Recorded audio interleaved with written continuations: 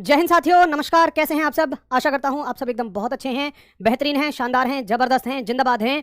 और एक social media में जो खबर लगातार वायरल हो रही है उसे देखकर आप थोड़े से तो विचलित हुए होंगे और आपके दिमाग में भी इस खबर के बारे में जरूर आया होगा कि इस खबर में कितनी सच्चाई है।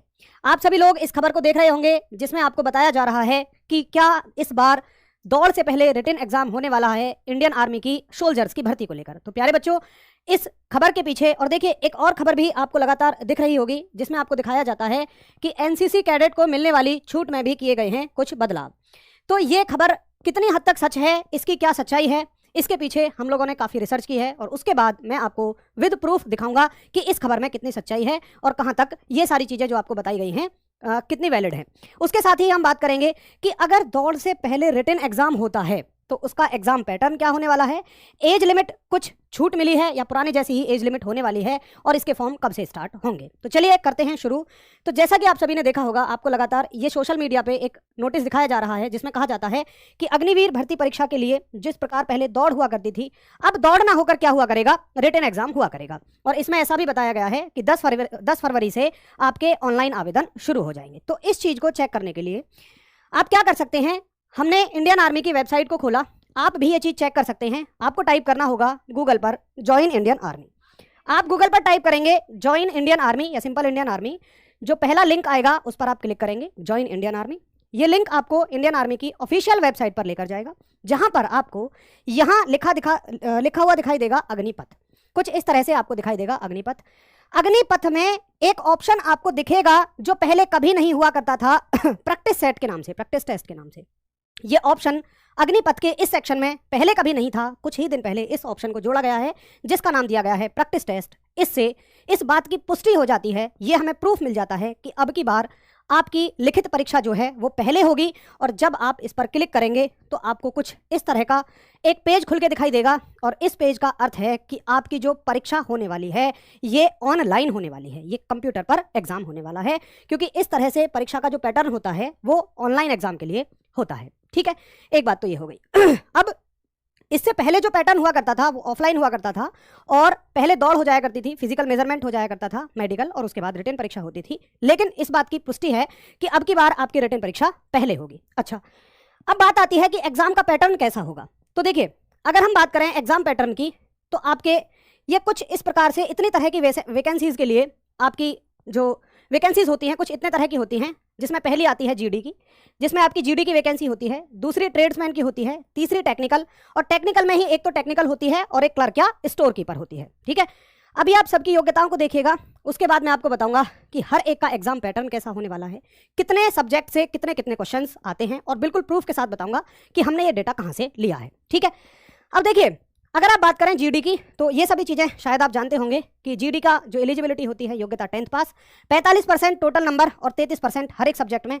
जबकि ट्रेड्समैन में दो तरह की भर्तियां निकलती हैं, 10वीं पास और 8वीं पास, जिसमें कोई भी एग्रीगेट नहीं मांगा जाता, यानी कि टोटल कुछ नहीं मांगा जाता, बस आपसे पासिंग मार्क्स मांगे जाते हैं कि आपका 33% हर एक सब्जेक्ट में होना चाहिए, क्योंकि इतना पास होने के लिए आपको चाहिए ही।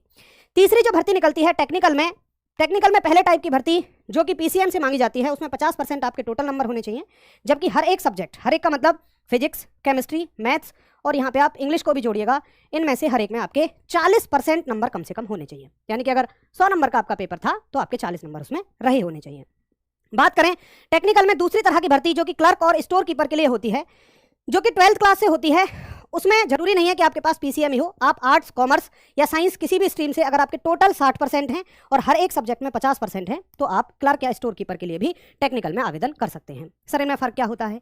टेक्निकल में आपकी थोड़ी सी हाइट कम मांगी जाती है और बच्चे कम होने की वजह से रनिंग का थोड़ा सा टाइम भी आपको मिल जाता है, पहली बात।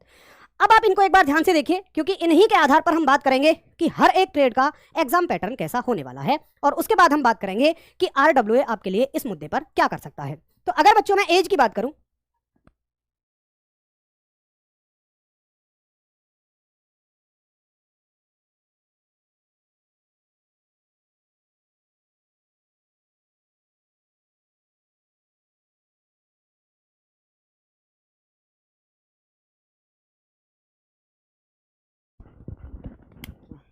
हो गई तुम्हारी जानकारी कंप्लीट? रही अभी? अच्छा, बच्चों नमस्कार सभी को। देखिए ये मैं इस पे एक सेपरेट वीडियो भी बनाऊंगा। अभी धर्मेंद्र सर जानकारी वाली वीडियो लेके आए हैं, आपको क्या क्या करना चाहिए और क्या क्या नहीं। उसके लिए बच्चों मैं आपसे एक बात ये कहना चाहूँगा कि अब तक आर्मी वाले बच्चे ना सिर्फ फिजिकल पर डिपेंडेंट रहे हैं।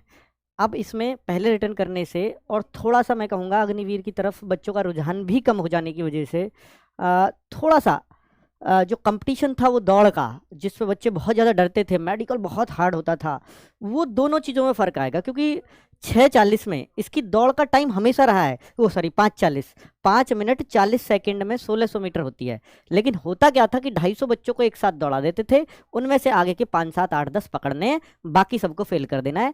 अब वो चाहे वो 5 मिनट 10 सेकंड में आए या 5 मिनट 20 सेकंड में आए, इनको फिर 5:40 से मतलब ही नहीं रह जाता।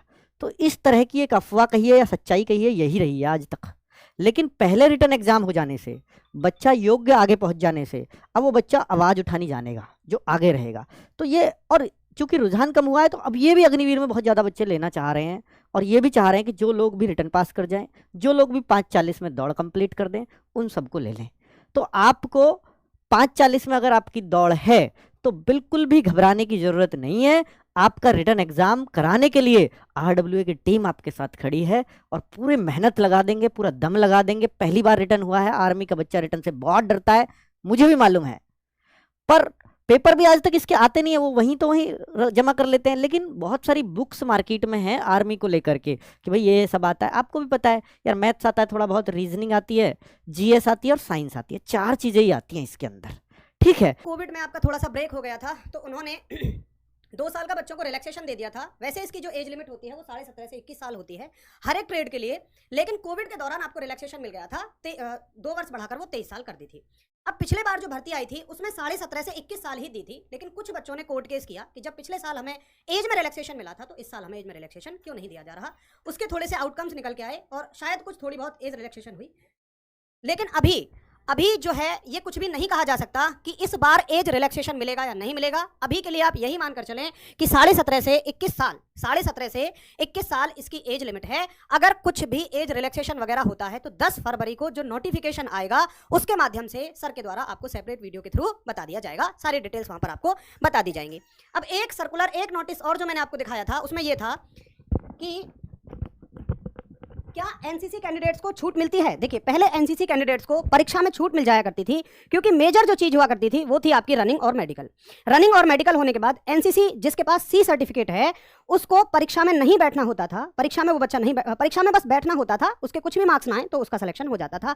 चूंकि अब रिटन को अहमियत दी जा रही है तो एनसीसी C सर्टिफिकेट वाले बच्चे को भी रिटन देना होगा। थोड़ी बहुत छूट उनको उस हिसाब से दे दी जाएगी जिस हिसाब से उनकी ग्रेड वगैरह होगी, ठीक है। तो ये एक इंपॉर्टेंट जानकारी है कि जिनके पास एनसीसी C सर्टिफिकेट है अब की बार उनको भी रिटन एग्जाम के लिए थोड़ी सी तैयारी करनी पड़ेगी। बच्चों इसमें जो मेरा पर्सनल व्यू है वो ये रहेगा, देखिए कि जो बच्चा, जिस बच्चे की रेस बहुत अच्छी है, जिस बच्चे की रेस बहुत अच्छी है तो डेफिनेटली कहीं ना कहीं वो थोड़ा सा पढ़ाई में वीक है।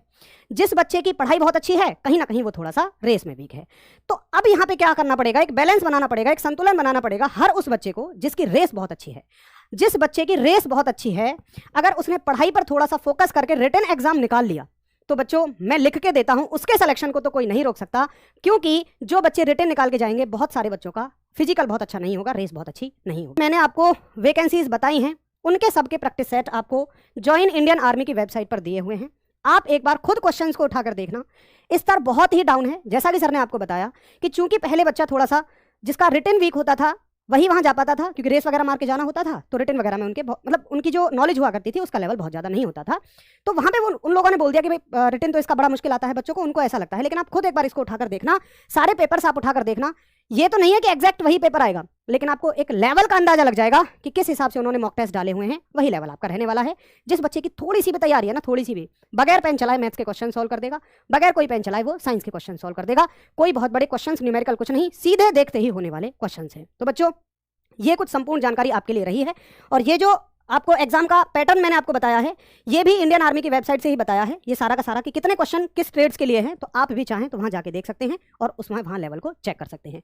तो आपके लिए ये कुछ सारी जानकारियां आज आपको दी गई हैं। आपके जो डाउट्स बचे वो आप वीडियो के कमेंट सेक्शन में छोड़ सकते हैं, उसके लिए फिर से सर के द्वारा एक सेपरेट वीडियो आपको दे दी जाएगी, और RWA के द्वारा जो भी आपका पढ़ाई में हो सकेगा वो आपके लिए बिल्कुल किया जाएगा। तो निश्चिंत रहें, जबरदस्त रहें, मस्त रहें, तंदुरुस्त रहें। फिजिकल की तैयारी आप करिए, रिटन की तैयारी RWA के ऊपर छोड़ दीजिए। तो बच्चे मिलते हैं फिर किसी वीडियो में, तब तक के लिए मेरे सभी जवानों को मेरा जय हिंद।